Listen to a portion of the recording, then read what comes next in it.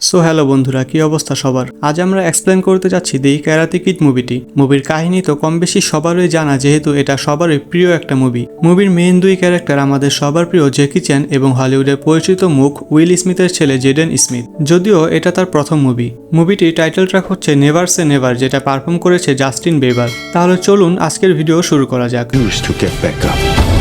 Remember, always strong.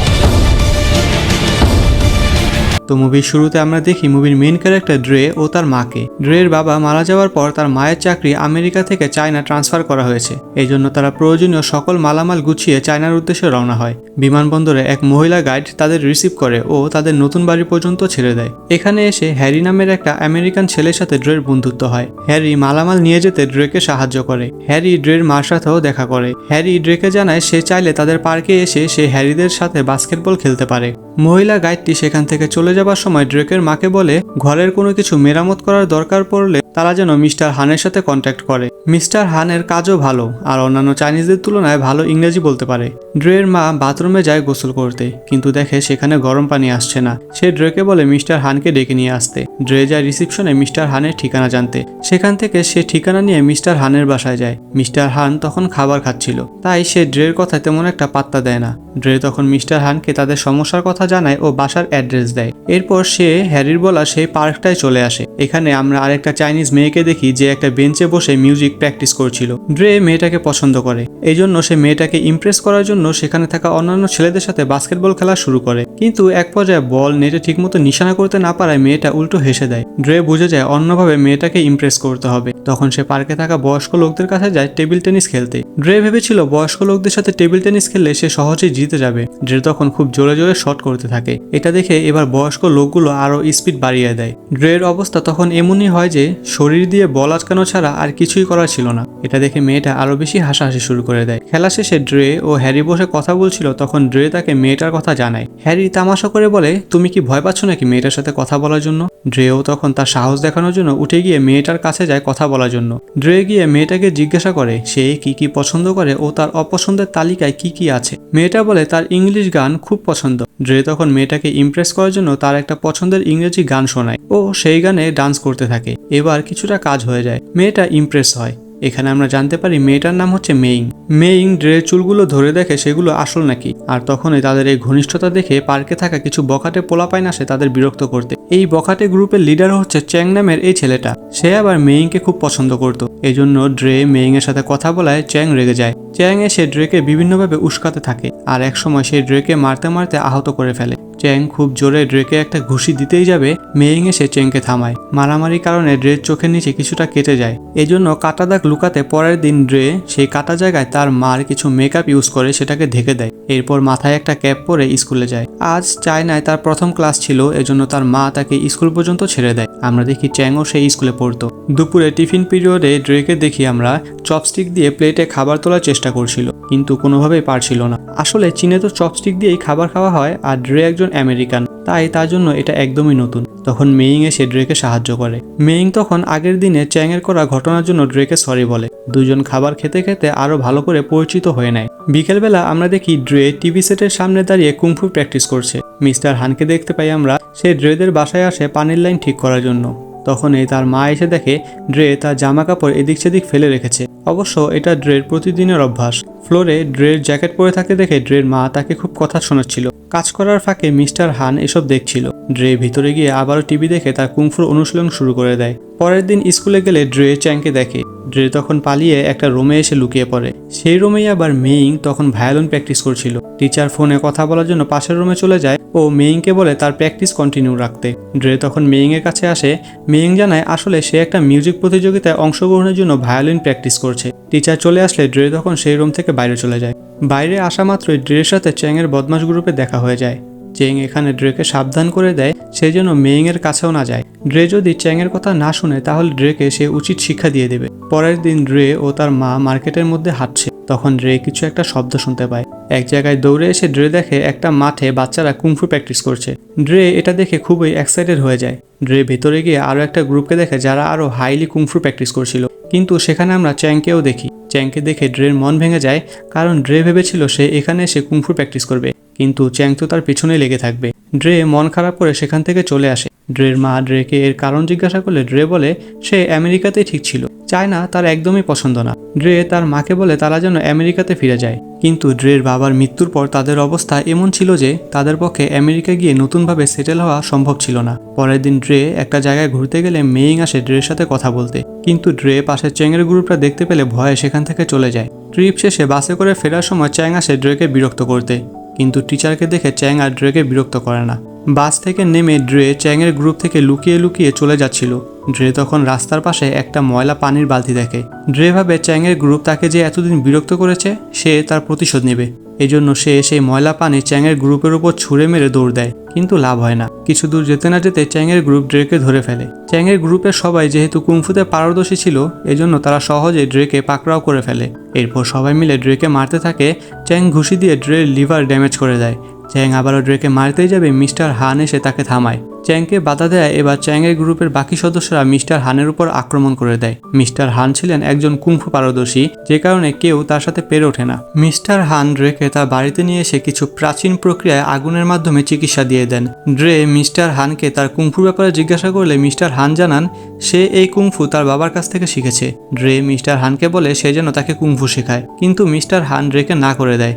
সে বলে kung fu শুধুমাত্র নিজেকে বাঁচানো আর শান্তি শৃঙ্খলার জন্য, কিন্তু তুমি শিখতে চাচ্ছ চ্যাংয়ের উপর বদলা ও প্রতিশোধ নেওয়ার জন্য, তাই আমি তোমাকে এটা শিখাতে পারবো না। মিস্টার হান বলে আসলে যারা কুংফুকে মারামারির জন্য ব্যবহার করে তাদেরকে দোষ দিয়ে লাভ নেই, বরং দোষটা তাদের মাস্টারের, যারা তাদের বাচ্চাদের কুংফু তো শিখিয়ে দেয় কিন্তু এর মূল উদ্দেশ্য শিখাতে পারে না। ড্রে উঠে গিয়ে বলে দোষ যদি মাস্টারের হয় তাহলে সেই জন্য মাস্টারকে গিয়ে এগুলো বোঝায়। মিস্টার হান প্রথমে রাজি হয় না, কিন্তু ড্রে মন খারাপ করে চলে গেলে সে রাজি হয়। মিস্টার হান এরপর ড্রেকে সাথে নিয়ে সেই একাডেমিতে যায় যেখানে চ্যাং কুংফু শিখত। সেখানে মাস্টার তার বাচ্চাদের একটা কুংফু শেখাচ্ছিল যেটাকে বলা হয় নো মার্সি ট্রেনিং, মানে প্রতিপক্ষ হার মেনে নিল না মারা যাওয়া পর্যন্ত তাকে যেন মারতেই থাকে। ড্রে এরকম ট্রেনিং দেখে সেখান থেকে চলে যাচ্ছিল, কিন্তু চ্যাং তাদেরকে দেখে ফেলে। এরপর চ্যাং তার মাস্টারকে সব বলে দেয় যে কিভাবে মিস্টার হান সেদিন তাদেরকে মেরেছিল। মিস্টার হান তখন মাস্টারের সাথে কথা বলে ও প্রস্তাব জানায় ব্যাপারটা যেন এখানেই মিটমাট হয়ে যায়, কিন্তু মাস্টার তা মানতে নারাজ। মাস্টার বলে রক্তের প্রতিশোধ রক্তের মাধ্যমেই হবে, আমি চাই না কোনো মিটমাট করতে। মিস্টার হান সেখান থেকে চলে আসতে চাইলে মাস্টার তাদেরকে আটকায়। মিস্টার হান তখন সেখানে একটা ওপেন টুর্নামেন্টের পোস্টার দেখে। মিস্টার হান বলে ড্রে আপনার বাচ্চাদের সাথে ওই টুর্নামেন্টে পার্টিসিপেট করবে আর সেখানে লড়াই করবে, কিন্তু তার আগে আপনি কথা দিন টুর্নামেন্টে অংশগ্রহণের আগ পর্যন্ত আপনার বাচ্চারা ড্রের গায়ে হাত দিবে না। মাস্টার তখন মিস্টার হানের এই প্রস্তাবে রাজি হয়। মাস্টার তার বাচ্চাদের বলে দেয় তারা যেন সেই টুর্নামেন্টের আগে ড্রের গায়ে হাত না দেয়। মিস্টার হান চলেই আসবে। মাস্টার পিছন থেকে বলে ড্রে যদি এই টুর্নামেন্টে পার্টিসিপেট না করে আমি ড্রেকেও শেষ করে দিব আর তোমাকেও। ক্লাব থেকে বের হয়ে ড্রে মিস্টার হানকে বলে কিন্তু আমাকে কুংফুটা শেখাবে কে? মিস্টার হান বলে সে নিজেই শেখাবে। ড্রে তো এটা শুনে মহা খুশি। পরের দিন ড্রে চলে যায় মিস্টার হানের বাসায় কুংফু শিখতে। মিস্টার হান তাকে বলে তার জ্যাকেটটা খুলে সে যেন পাশে থাকা হ্যাঙ্গারটায় রাখে। ড্রে তার জ্যাকেট হ্যাঙ্গারটায় রাখলে মিস্টার হান তাকে সেটা আবারও পড়তে বলে, এরপর আবার রাখতে বলে, আবার পড়তে বলে। ড্রের এই প্র্যাকটিস কয়েকদিন পর্যন্ত চলতে থাকে, এমনকি বৃষ্টির মধ্যে ভিজেও তার এই একটাই ট্রেনিং চলতে থাকে। ড্রে ভাবে হয়তো সে বাসায় জ্যাকেট হ্যাঙ্গারে না রেখে এদিক সেদিক ফেলে রাখতো, তাই মিস্টার হান তাকে শাস্তি হিসেবে এটা করাচ্ছে। এজন্য ড্রে চুপচাপ তা করতে থাকে। তো স্কুলে একদিন মেইং এর সাথে ড্রে দেখা হয়। মেইং তখন ড্রেকে তাদের চাইনিজ ভ্যালেন্টাইন্স পার্টিতে দাওয়াত দেয়। তো পার্টিতে দেখি আমরা ড্রের মা মিস্টার হানকেও সাথে নিয়ে আসেন জোর করে। ড্রেক ও মেইং একটা জায়গায় বসে কথা বলছে, তখন ড্রেক মেইংকে অনুরোধ করে সে যেন সেই ওপেন টুর্নামেন্টে ড্রের ফাইট দেখতে আসে। মেইং ড্রেকে বলে সেই জন্য তার মিউজিক কম্পিটিশনে আসে। তারা একে অপরকে কথা দেয় তারা একজন অন্যজনের প্রোগ্রাম দেখতে আসবে। পরের দিন ড্রে আবারও তার সেই একই প্র্যাকটিস চালিয়ে যাচ্ছিল, মানে জ্যাকেট খুলে হ্যাঙ্গারটা রাখা আবার তা নিজে পরা। একসময় ড্রে রাগে সেখান থেকে চলে যেতে চাইলে মিস্টার হান উঠে আসে এবং ড্রেকে আসল সত্যটা বলে যে সে কেন এতদিন ধরে এই একটাই টেকনিক শিখাচ্ছিল ড্রেকে। আসলে এটা ছিল কুংফুর একটা বেসিক ট্রেনিং, এর মাধ্যমে হাতের কবজি মজবুত হয়। এরপর মিস্টার হান শুরু করে তার আসল কুংফু ট্রেনিং। আমরা দেখি খুব জলদি ড্রে তার কুংফু মুভমেন্টগুলো শিখে নিচ্ছে। এটা দেখে মিস্টার হান ড্রের উপর খুবই খুশি হয়। মিস্টার হান ড্রেকে ড্রাগন মাউন্টেন নামের একটা পাহাড়ে নিয়ে আসে আরও উন্নত ট্রেনিংয়ের জন্য। পাহাড়ে ওঠার সময় আমরা বিভিন্ন সন্ন্যাসীকে দেখি যারা অনেক উন্নত মানের কুংফু অনুশীলন করছিল। এখানে ড্রে একটা মহিলাকে দেখে যে তার কুংফু স্টাইলের মাধ্যমে বিষাক্ত কোবরা সাপকে নিজের বশ করে ফেলেছিল। ড্রে এক জায়গা থেকে সেটা দেখছিল, তখন মিস্টার হান এসে ড্রেকে একটা কক্ষে নিয়ে যায়। সেখানে গিয়ে ড্রে এক ধরনের স্পেশাল পানি পান করে। মিস্টার হান জানায় কথিত আছে এই পানির এক ধরনের ঐশ্বরিক শক্তি আছে, যারা এই পানি পান করে তাদের ভিতর অনেক এনার্জি চলে আসে আর তাদের কেউ হারাতে পারে না। এবার ড্রের আরও কঠিন অনুশীলন শুরু হয়।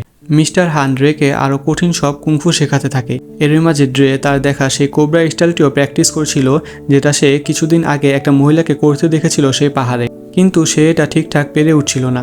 ড্রে ও মিস্টার হানের কুংফুর ক্লাস খুবই জোরালোভাবে চলছিল। তখন মিস্টার হান একদিন ড্রেকে একদিনের ছুটি দেয় রেস্ট করার জন্য। ড্রে ছুটির দিন মেইংয়ের সাথে দেখা করতে যায়। মেইংয়ের মিউজিক অডিশনের আরও একদিন বাকি ছিল, যার জন্য তারা দুজনে ঘুরতে বের হয়। দুজন সারাদিন খুব এনজয় করে, নাচানাচি করে। ড্রে ও মেইং এক জায়গায় দাঁড়িয়ে কথা বলছে, তখন মেইংয়ের বাবা তাকে কল দেয়। সে জানে অডিশনের দিন পাল্টে দেওয়া হয়েছে, তার অডিশন আজকেই নেওয়া হবে। অডিশনের আর মাত্র 20 মিনিট সময় বাকি আছে, তাই মেইং যেন জলদি অডিশন দিতে চলে যায়। মেইংয়ের বাবা তাকে গাড়িতে করে রিসিভ করতে আসলে মেইং ড্রেকে সেখানে রেখে তার বাবার সাথে চলে যায়। ড্রে তখন হঠাৎ করেই মনে পড়ে যায় চাইনিজ ভ্যালেন্টাইনের রাত্রে সে মেইংকে বলেছিল সে মেইংয়ের মিউজিক অডিশন দেখতে যাবে, তাই সে দৌড় দেয় সেখানে যাবার জন্য। মেইং প্রতিযোগিতায় গিয়ে তার অডিশন শুরু করে দেয়। ততক্ষণে ড্রেও সেখানে চলে আসে। মেইংয়ের মিউজিক বাজানো শেষ হলে সবাই চুপচাপ বসে থাকে, কিন্তু ড্রে হাততালি দিয়ে মেইংকে বাহবা দিতে থাকে।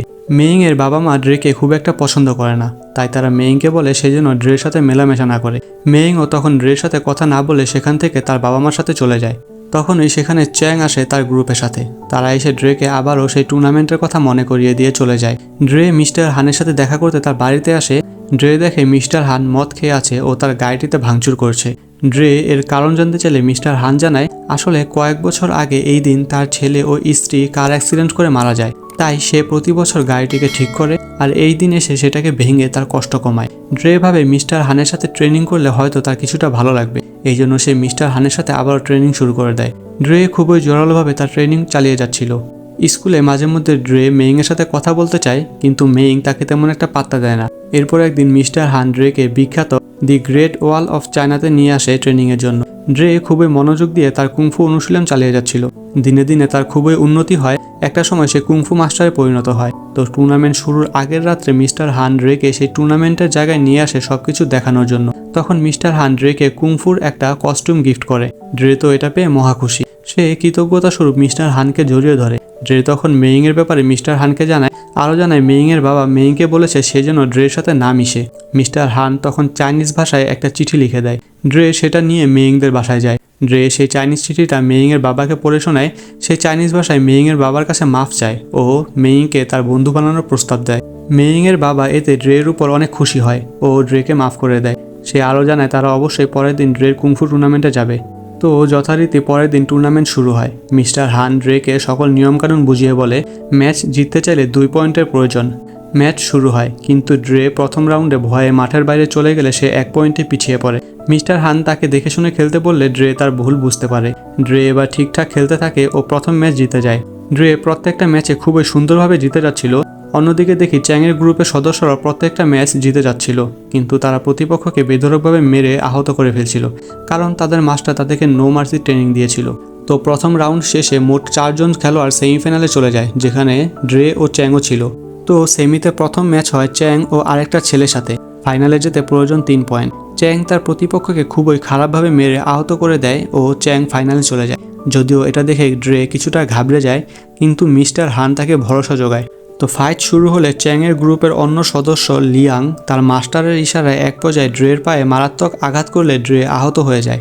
আসলে চ্যাংয়ের মাস্টার চাচ্ছিল ড্রে ফাইনালে যাতে খেলতে না পারে, তাহলে চ্যাং বিনা প্রতিদ্বন্দ্বিতায় ফাইনাল জিতে যাবে। ড্রেকে মেডিকেল নিয়ে গেলে ডাক্তার জানায় সে পরবর্তী ফাইটের জন্য একেবারেই রেডি না। তার পায়ের চোট মারাত্মক, যার কারণে তাকে রেস্টে থাকা লাগবে। অন্যদিকে ঘোষণা করা হয় ড্রে নির্দিষ্ট সময়ের মধ্যে টুর্নামেন্টে না আসতে পারলে চ্যাং বিনা প্রতিদ্বন্দ্বিতায় ফাইনাল জিতে যাবে। ড্রে মিস্টার হানকে জিজ্ঞাসা করে, আচ্ছা আমার পা যদি ঠিক থাকতো আমি কি চ্যাংকে ফাইনালে হারাতে পারতাম? মিস্টার হান বলে অবশ্যই পারতে। ড্রে তাকে বলে, আপনি একবার যেভাবে আপনার ঘরে আমাকে আগুন দিয়ে চিকিৎসা দিয়েছিলেন সেটা এখন আবার করুন, আমাকে ফাইনাল জিততেই হবে। মিস্টার হান এতে রাজি হয় না, বলে তোমার পায়ের অবস্থা ভালো না, তুমি খুব ভালো খেলেছো, টুর্নামেন্ট হেরে গেলেও তুমি সবার মন জয় করতে পেরেছো। কিন্তু ড্রে জিদ ধরলে মিস্টার হান অবশেষে ড্রেকে সেই আগুন চিকিৎসা দিয়ে কিছু সময়ের জন্য সুস্থ করে ফেলে। এদিকে চ্যাংকে উইনার ঘোষণা করাই হবে, তখনই ড্রে সেখানে এসে পড়ে। শুরু হয় ড্রে আর চ্যাংয়ের ফাইট। প্রথম রাউন্ডে চ্যাং ড্রেকে মাঠের বাইরে ফেলে দিয়ে 1 পয়েন্ট জিতে নেয়। পরের 2 রাউন্ডে ড্রে অবিশ্বাস্য ভালো খেলে কামব্যাক করে। ড্রে একাধারে 2 রাউন্ড জিতে চায়। ড্রের আর মাত্র 1 পয়েন্টের প্রয়োজন ছিল। তখন চ্যাংয়ের মাস্টার তাকে বলে আগের ম্যাচে ড্রের পায়ের সেই ভাঙা জায়গাটা নিশানা করো, তাহলে ড্রে আর খেলতে পারবে না। তো ম্যাচ শুরু হলে মাস্টারের কথা অনুযায়ী চ্যাং ড্রের পায়ের ভাঙা জায়গাটায় আঘাত করে এই রাউন্ড জিতে যায়। ফলে দুজনের পয়েন্ট সমান সমান হয়ে যায়। সবাই যখন ভেবে নিয়েছিল ড্রে হয়তো আর খেলতে পারবে না, তখনই ড্রে এক পায়ে পাহাড়ে দেখা সেই মহিলার মতো দাঁড়ায়। মিস্টার হান যদিও কিছুটা অবাক হয়ে যায়, কেননা এত কম সময় কেউ ওই কুংফু স্টাইলটা রপ্ত করতে পারেনি। ড্রে সেই স্টাইলটায় এবার চ্যাংকে কন্ট্রোল করার চেষ্টা করে। চ্যাং আক্রমণ করতে আসলে ড্রে এক পায়ে চ্যাংকে একটা কিক মারলে চ্যাং নিচে পড়ে যায়। ড্রেকে বিজয়ী ঘোষণা করা হয়। সম্মানার্থে চ্যাং নিজে এসে ড্রের হাতে ট্রফিটা তুলে দেয়। ড্রের মা তো ছেলের এই অর্জনে মহাখুশি। ড্রে মিস্টার হানের কাছে আসে, তখন চ্যাং ও তার বাকি বন্ধুরা মিস্টার হানকে মাথা নিচু করে সম্মান জানায়। ড্রের হাসি দেখিয়ে এখানেই মুভিটা শেষ হয়। মুভিটা আমাদের শেখায় পরিশ্রমের মাধ্যমে অনেক অসাধ্য সাধন করা যায়। যদিও সম্পূর্ণ মুভি দেখলে আপনারা আরও বেশি এনজয় করবেন। তো এই ছিল আমাদের আজকের মুভি এক্সপ্লেনেশন। ভিডিওটি ভালো লাগলে বন্ধুদের সাথে শেয়ার করুন। পরবর্তী কোনো মুভির এক্সপ্লেনেশন চাইলে কমেন্টে জানাতে পারেন। দেখা হচ্ছে পরবর্তী ভিডিওতে। সে পর্যন্ত সবাই ভালো থাকুন, সুস্থ থাকুন, সিনেমার সাথে থাকুন।